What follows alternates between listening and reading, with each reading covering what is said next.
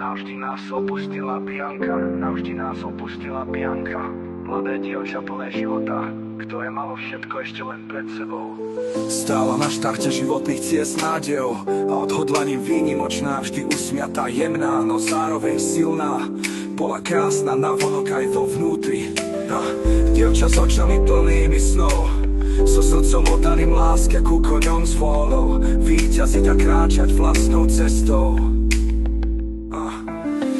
Dievča s očami plnými snov, so srdcom oddaným láske ku koňom s vôľou, víťaziť a kráčať vlastnou cestou.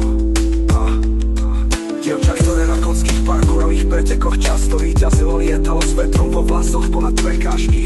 Tak sedle ako aj v živote, len ten najťažší pretek života, ten, ktorý nevidno, ten už žiaľ nedokončila.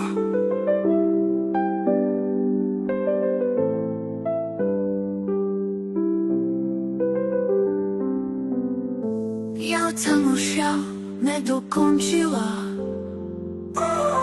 Dievča s očami plnými snov, so srdcom oddaným láske ku koňom s vôľou, víťaziť a kráčať vlastnou cestou.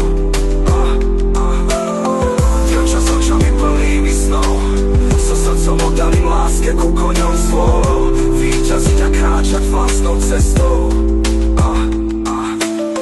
Dievča s očami plnými snov, so srdcom oddaným láske ku koňom s vôľou, víťaziť a kráčať vlastnou cestou.